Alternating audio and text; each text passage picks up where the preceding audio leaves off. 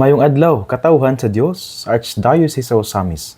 Sa ngalan sa tong talahuron nga Arsobispo, si Archbishop Martin Sarmiento Khumuwadidi, ug sa kahugpungan sa tibuok kaparian, dinhi sa lokal nga simbahan sa Osamis, kininausab si Reverend Father Eman Pujutan ang maghatod kaninyo sa atong pagpamalandong bahin sa Ebanghelyo karong adlaw.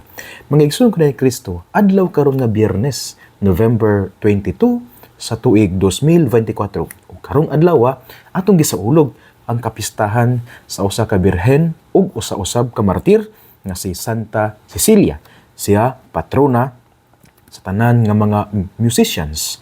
Ug nining adlaw nga Biyernes akong pagtimbaya sa tanan gyud natong mga suking tigpaminaw nagasunod kanunay sa atong tulumanon sa matag adlaw diha gayod sa pagpamalandong sa atong ebanghelyo. Ako usab nga pagtimbaya sa tanan nato nga mga benefactors nga usab nagpaambit gayod sa ilang katigayunan, sa ilang gasa nga nadawat gikan sa Ginoo, nagpaambit ginagmay dinhi sa atong programa aron kining atong programa mula hutay o gayod matabangan diha sa pagpakaylap nining maong pulong sa Ginoo dinhi sa atuang DXDD ang pulpito sa kanginan. Ako usab nga pagtimbaya nining adlaw nga Biyernes sa tanan nga mga parokyano. Ilab na gayud diha sa mga parokyano nga sakop sa parokya ni San Antonio Abad diha sa Barangay Labo dinhi sa Dakbayan sa Osamis. Sanglit kagahapon adlaw nga Huwebes, November 21, digto kami kagahapon uban natong talhuron nga Arsobispo, uban usab sa tibuok kaparian dinhi sa lokal nga simbahan sa Osamis. Nangadto kami sa parokya ni San Antonio Abad diha sa Barangay Labo, Dakbayan sa Osamis. Sanglit una mao man ang anniversary sa ilaang pagkatukod isip parokya. Upat ka tuig na ang atuang parokya diha sa Barangay Labo, ang parokya ni San Antonio Abad. Busa kagahapon nagasuulog sa kasumaran sa ikaupat nga tuig sa pagkatukod nga parokya.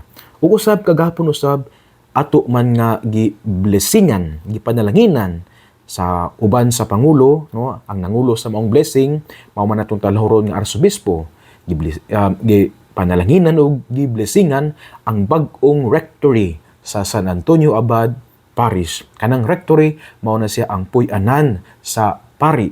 Unya dili na siya matawag nga kumbento, kay kung kumbento kani gipasabot man ni sa tong talhuron nga Arsobispo. Kung kumbento gani buot pasabot kana puy-anan sa mga madre.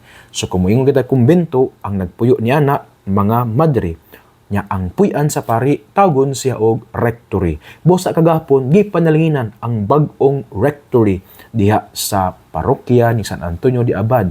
So kagahapon didto kami kay una ikaupat nga tuig na ang parokya ni San Antonio Abad diha sa Barangay Labo, Dakbayan sa Osamis, ug nagblessing usab ug nagpanalangin sa bag-ong rectory. Ug usab kagahapon ato pong gisaulog ang kapistahan sa Birhen sa Regla. Sanglit ang parokya ni San Antonio Abad na amapod sila debosyon diha sa tong malinganahan ang Birhen sa Regla.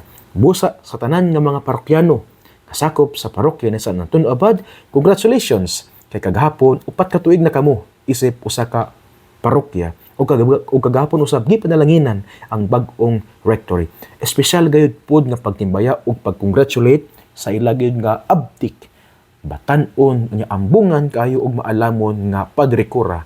Walay lain kundi si Reverend Father Gestoni Gonzaga. Kang Father Gestoni Gonzaga, congratulations diha sa imong mga pagpaningkamot, ilibra gayud diha sa pagtukod sa bag-ong rectory sa San Antonio Abad Parish diha sa Barangay Labo. Congratulations usab ilibra gayud sa imong kakugi nga moadto gayud mo bisita sa mga kapilya nga sakop sa parokya aron sa pagsaulog sa santos nga misa, aron sa paghatag sa mga sakramento ngadto sa katawhan sa Dios. Busa kang Father Gestoni Gonzaga, congratulations diha sa imong mga pagpaningkamot. Atong nakita nga ang imong mga pagpaningkamot nagbunga gayud, kay ang imong mga pagpaningkamot sincero ug tinuod. Ug sanglit ang Dios nga nakakita diha sa imong kasing-kasing nga tinud-anay ug sincero ang imong pagpangalagad isip pari ngadto sa katawhan sa Dios. Mao na nga gipadalanginan ka sa ato ang langitnong Amahan. Busa ni anang bag-ong rectory o pagtukod sa pagsaulog sa ikapat nga tuig sa parokya, sa parokyano. Congratulations, espesyal usab nga pagpasalamat ug congratulations ngadto kang Father Gestoni Gonzaga. Si DI ang pinakaunang kora paruko sanglit sa pagtukod sa maong parokya. Upat ka tuig na ang ilabay ang gitudlo sa atong halangdon nga arsobispo nga mahimong kora paruko mao man gayud si Reverend Father Gestoni Gonzaga. Mao na siya ako pagtimbaya ug congratulations ngadto kaning tanan nga sakop sa parokya sa ni San Antonio Abad diha sa Labo. Ako usab nga pagtimbaya sa tanan nato nga mga magtutudlo sa publiko nga tulungaan ug diha usab sa pribadong tulungan. Ilab na gayud sa atong mga tanan nga mga magtutudlo nga sakop sa Archdiocesan Commission on Education or ACE. Busa sa tanan nato nga mga teachers, tanan nato nga mga school heads, mga principals, usab kang Dr. Rosa M. Lantaka, mao ang atong supervisor, usab sa corporate secretary si Ma'am Jean Razonable, sa atong superintendent si Archbishop Martin Sarmiento Comodidi, sa assistant superintendent si Monsignor Maximino Boy Naron Jr., sa ato usab nga executive finance officer walay lain kundi si Reverend Father Juniper Ondo Roma, akong pagtimbaya inubanan sa mga school heads, school principals ug mga magtutudlo nga kabahin sa Archdiocesan Commission on Education. Ug dinhi usab nga adlaw nga Biyernes ako usab nga pasubo sa tanan nga mga lumulupyo mga diha sa sakop sa lungsod sa Sinakaban, mga lungsuranon diha sa lungsod sa Sinakaban, diha sa Kawadon, diha sa Kamatayon sa ato ang pinalangga nga Vice Mayor si Honorable Jun Chu nga namatay. Mao na nga akong pasubo kaninyo nga padayon ta nga magampo sa Ginoo, mga liya ug ngayo sa kaloy sa Ginoo aron ang kalag ni Honorable Jun Chu upahulay gayud nga dayon sa tanan nga mga lungsuranon diha sa lungsod sa Sinakaban. Among pasubo ilabad na gayud sa pamilya ni Vice Mayor Jun Chu. May the soul of Honorable Jun Chu rest in the loving arms of God. Ngigsuon, nining adlaw nga Biyernes, ang atong ebanghelyo tungkol luon sumala sa ebanghelyo ni San Lucas. Himayaon ikaw o Ginoo. Si Jesus misulod sa templo ug giabog niya ang mga nagpatigayon didto. Ug giingnan niya sila na isulat sa kasulatan nga ang Dios nag-ingon, ang akong balay tawgon nga balay alampuanan. Apan gihimo ninyo kini nga taguanan sa mga tulisan. Si Jesus nagtudlo didto sa templo sa matag adlaw. Ang mga kadagkuan sa pari, ang mga magtutudlo sa balaod, ug ang pangulo sa mga tawo buot mopatay kaniya. Apan wala sila nahimo tungod kay ang tanang tawo nagpadayon man pagpamati sa tanan niyang gisulti. Ngaigsuon ang ebanghelyo sa Ginoo. Daygon ikaw o Kristo. Ngaigsuon ning adlaw nga Biyernes, November 22 sa tuig 2024. Inyo sa pagsaulog sa kapistahan, sa paghandom nato sa usa ka birhen ug martir si Santa Cecilia. Ang atong ebanghelyo atong gikutlo sumala sa ebanghelyo ni San Lucas unya kapitulo 19 versikulo 45 hangtod sa 48. Gin atong dungog nga si Jesus naabot na siya sa Jerusalem. Kung atong madumduman sa ebanghelyo kagahapon, kuan man diya nga gikutlo usab sa same nga chapter sa ebanghelyo ni San Lucas, din si Jesus padulong siya sa Jerusalem. Gani sa diyang nakita ni Jesus ang Jerusalem, minghilak sa Jesus tungod kay gireject man siya, wala man siya gidawat sa mga taga Jerusalem isip mao ang kanibutang hari sa Jerusalem mo nang hilak si Jesus. Kanabati niya ang rejection sa mga katawhan. Ug karon atong ebanghelyo atong nasayran nga si Jesus ning abot na sa Jerusalem. Gani giingon man dinhi nga si Jesus ning sulod man sa templo sa Jerusalem. Unsay gibuhat ni Jesus diya sa templo sa pagsulod niya sa templo sa Jerusalem? Nasuko si Jesus, nganong nasuko si Jesus tungod kay ang templo sa Dios imbis nga mahimo siyang lugar sa pagampo, nahimo naman noon siyang taguanan sa mga tulisan. Mangigsuon ato naman ni siyang napasabot sa mga nalabay nato nga pagpamalandong.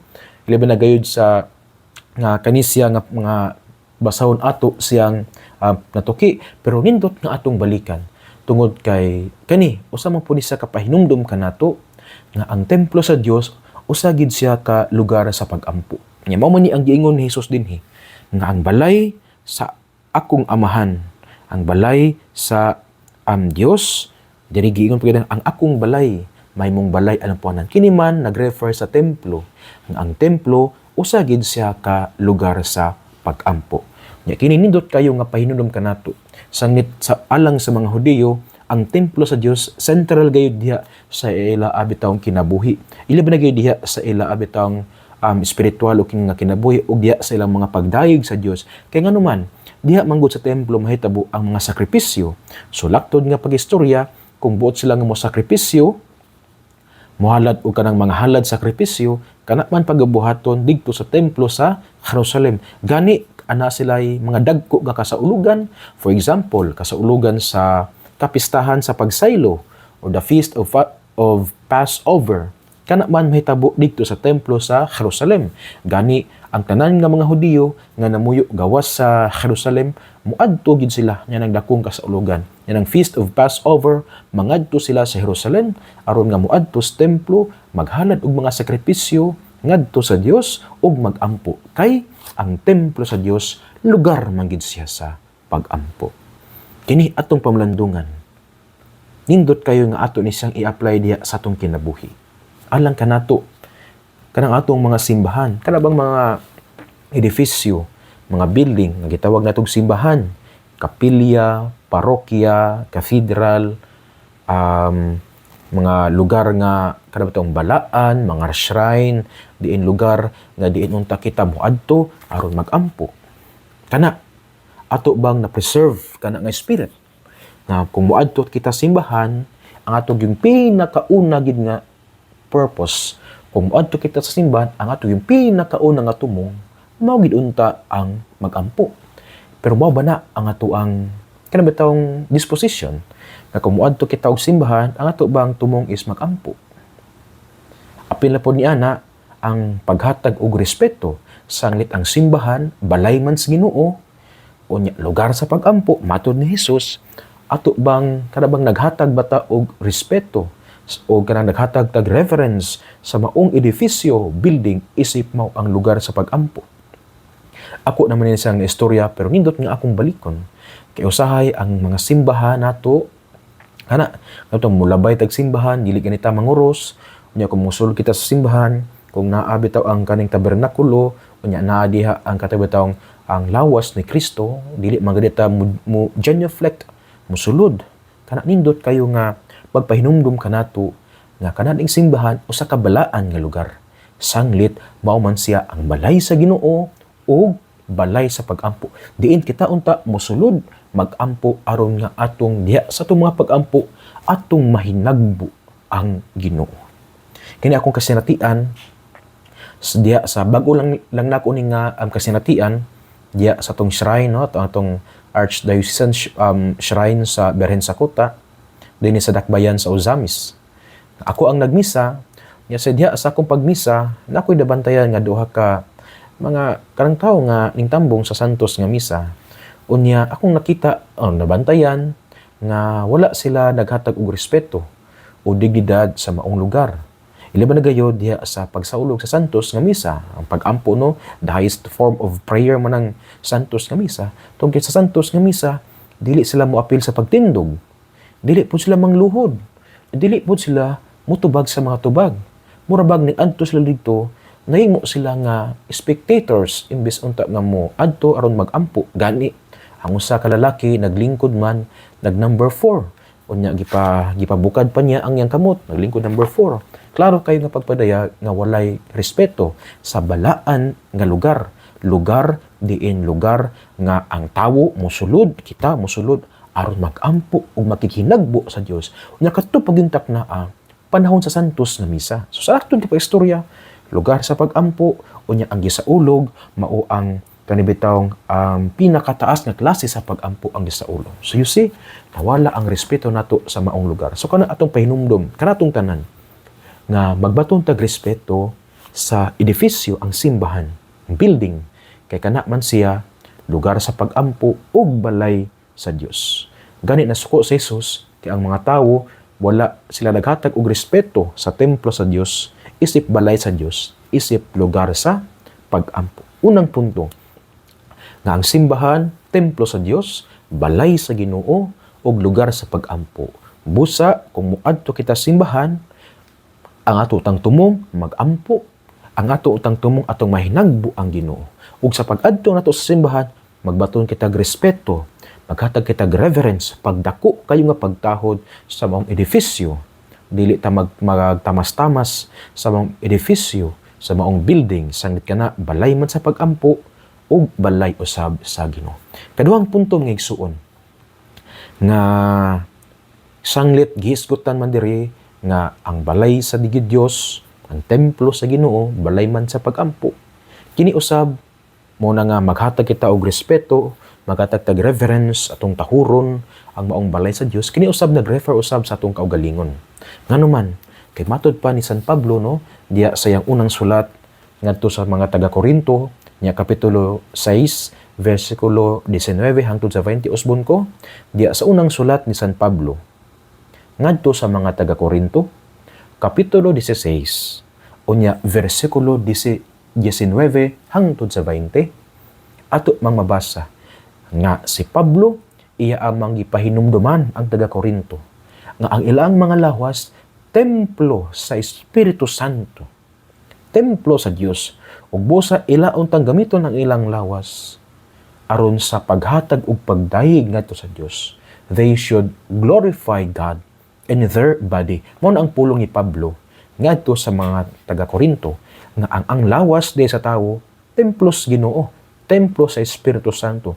Busa magdayeg unta, gamiton unta nat ang lawas aron nga maghatag og pagdayeg ngadto sa Dios.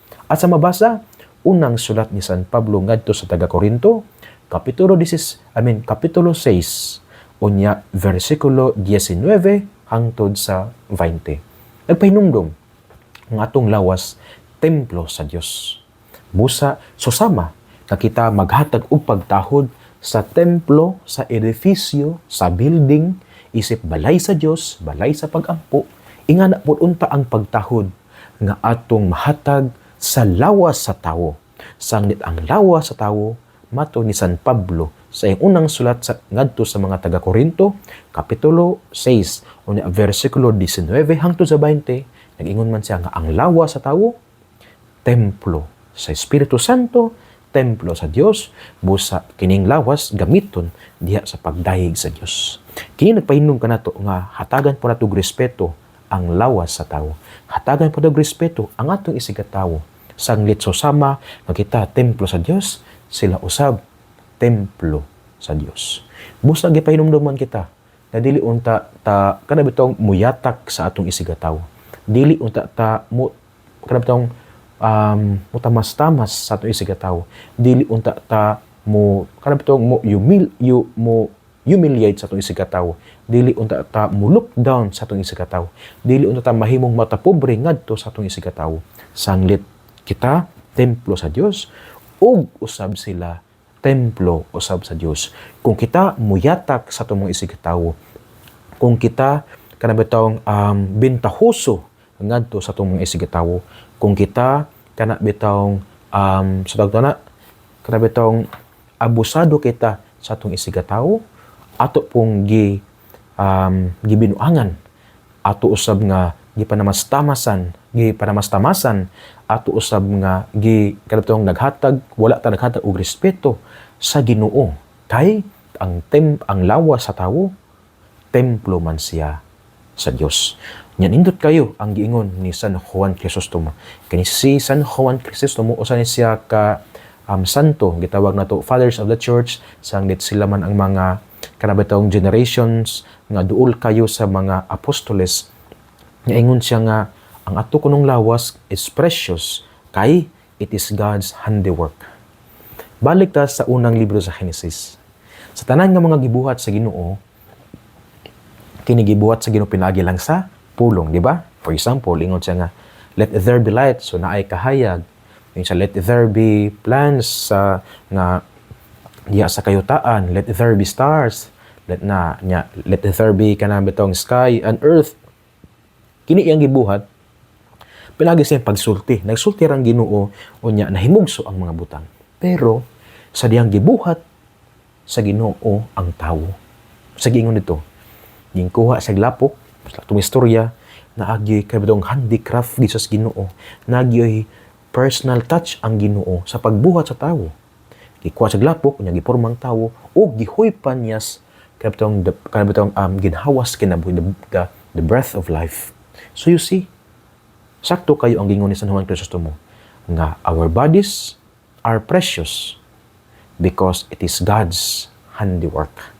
Ang atong lawas precious kaayo, halangdon kaayo tungod kay kini handiwork man sa Ginoo. Kaysa pagbuhat sa kalibutan, ang tanan gibuhat sa Dios pinagis pulong, pero ang tawo gibuhat sa Ginoo naagi sa personal touch sa pagbuhat sa tawo. So again, second point akong balikon. In the same way that we give respect sa temple, sa building, sa edifisyo, isip mo ang balay sa Ginoo, lugar sa pag-ampo, kita usab mohatag respeto sa atong lawas, sa atong isigatawo, sa atong kagalingon ug sa atong isigatawo, kay kita ug sila mga templo man usab sa Ginoo. Kung magbinuang ta sa atong lawas o kung magbinuang ta sa atong isigatawo, kung pintahoso kita sa atong kagalingon ug sa isigatawo, then ato po nang gibuhat batok sa Ginoo. Kay templo man ta sa Dios, unya sila templo man usab sila sa Dios. Mga igsuon, din nila kukutob sa akong pagpamalandong. Nining adlaw nga Biyernes, November 22 sa tuig 2024. Dili ito kalimtan kini atong mga puntos nga gipamalandungan karon. Una, mutahod sa edifisyo, building sa simbahan, isip mao ang templo sa Dios, balay sa Ginoo ug lugar sa pag-ampo, ug mutahod usab ta sa ato ang kagalingon ug sa ato isigatawo, sanglit kita ug sila mga templo man usab sila sa Dios. Sa akong giingon kaganina nga karong adlaw usab atong gisaulo ang kapistahan ni Santa Cecilia, Birhen ug Martir. Matud pa si Santa Cecilia natawo sa 3rd century, ingana 2nd or 3rd century sa usa ka dato kayo nga kaning pamilya. Unya siya kanabitong gipugos siya og pakasal kay siya sa bata pa si Santa Cecilia, iya manggihalad ang iyang kagalingon isip usa ka virgin ngadto sa Ginoo. Apan gipugos siya pakasal sa usa ka pagano nga ang ngalan sa mga pagano si Valerian. Nya diha nakasal gid sila pero iyang giingnan si Valerian nga sa iya bitong saad ngadto sa Dios nga iyang gihalad ang iyang kagalingon isip virgin ngadto sa isip usa ka kanabitong kinabuhi nga konsagrado ngadto sa Dios. Nya iyang giingnan ang iyang bana nga pagano nga si Valerian si Valerian niini. Ug nindot kayo kay si Valerian nga pagano iyang gitahod ang desisyon sa asawa. So yung sinindot kayo ang kinaiya ba ni kaning Valerian nga ning tahod gud siya sa desisyon ni Santa Cecilia. Nausab pagtahod kang Santa Cecilia isip templo sa Dios. Makaingon si Ruta nga si Valerian sanglit siya pagano wala sa niini nga kahibalo. Pero kana sa iyang pagtahod sa desisyon ni Cecilia, nagpakita nga siya nagtahod kang Santa Cecilia isip templo sa Dios. So sanglit-sanglit niya na sa iyang pagtahod kang Santa Cecilia, si Valerian nga usa ka pagano na-convert ngadto sa pagka Romano Katoliko. Gani sa panahon nga gilutos ang mga Kristiyano, kani sila nagtabang man sila sa mga gipanglutos nga Kristiyano. Ug katong namatay nga mga Kristiyano, si Santa Cecilia o si Valerian, ila pod nga gipang pahiluna, gipanglubong ang mga persecuted nga mga Christians. Nya si Santa Cecilia, gimartyr siya tungod kay kanang ning refuse siya nga mo kaning worship sa usa ka Ginoo nga Romano, sa Roman gods. Sanglit siya ning dili man siya nga mo worship sa Roman gods, mao na nga siya gimartyr. So mao nang kinabuhi ni Santa Cecilia. Unya siya gi-consider nga patron saint o patrona sa tanan nga mga musicians tungod kay matud pa siya nag-awit siya og mga awit diha sa iyang kasing-kasing. Unya ang mga awit sa iyang kasing-kasing mga pagdayeg ngadto sa Dios. Ug tinuod gayud kay siya ang iyang tibok kinabuhi, di ba, iya manggihalad ang iyang kagalingon isip virgin. Niya na-convert niya ang iyang asawa, siya na-convert niya ang iyang bana sa pagkakatoliko, niya silang duha, nahimo gid sila nga maayong ehemplo diya sa katilingban. Nga sa dihang siya gimartyr, wala gid niya gibiyaan ang iyang pagtuo ug iyang gihalad niyang tibok niyang kinabuhi ngadto sa Dios. So ang sumada, ang iyang kinabuhi usa gid siya kanindot nga awit. awit nga makapahimuot gayud sa Dios, awit nga magadayeg sa Dios. Yung unsa may itong makatunan sa kinabuhi ni Santa Cecilia, kana nindot unta nga atong kinabuhi mahimo unta siya nga awit usab, awit nga makapahimuot sa Dios. Nindot unta nga atong kinabuhi usa ka kinabuhi diin ang atong mga lihok, mga letras, ang atong mga lihok, mga pulong nga daw susama mga murag kanta nga nindot kayo paminawon. Yang maminaw sa maong kanta mao ang Dios. So kana mga igsuon nga atong ihalad atong kinabuhi isip usa ka awit ngadto sa tong langit nung Amahan. Kanya nang paghiha usab ato pod nga gitahod ang atong lawas isip templo sa Dios, ang lawas sa uban isip templo sa Dios. Ug nya nang paghiha kita gayud makadayeg ngadto sa Dios. Mga igsuon din hilang kutob sa akong pagmalandong. Dili ito kalimtan nga ang pulong sa Dios angay gyud pamalandungan, angay natog yung nga dalon Dios pagampo ug paningkamutan nga puy-an diya sa atong kinabuhi. Kay bulahan kayo ang tawo nga naningkamot nga magpuyo diya sa mga pulong ni Jesus. So sama siya sa usa ka kahoy nga gitinumdaplin sa sapa kansang dahon dili gayud malaya. Unya tiempo sa timbunga siya gayud mohatag og maayong bunga. Igsuon ugma na usab. Usbon ko among pahasubo sa tanan nga tagalungsod nga mga lumulupyo sa lungsod sa Sinakaban diya sa kawadon sa atong pinalangga nga Vice Mayor si Honorable June Chu, dabal usab sa tibok niyang balay nga karon nga anaa sa kanabitong kahigayunan or anaa sa higayon sa pagbangutan diha sa kawadon sa atong pinalangga nga Vice Mayor. Busa akong giawhag ang tanan nga atong iampo ang kalag sa atong Vice Mayor, ang Vice Mayor diha sa lungsod sa Sinakaban, kang Honorable ang kalag ni Honorable June Chu. Ngigsuon uban sa pangiliya sa atong mahal nga inahan nga gitawag natong misa-mismo nga Birhen sa Kuta. Ang Dios unta magapanalangin kaninyo kanunay sa ngalan sa Amahan ug sa Anak ug sa Espiritu Santo. Amen. Mayong adlaw, mag-amping ug ki Dios les siempre bendiga.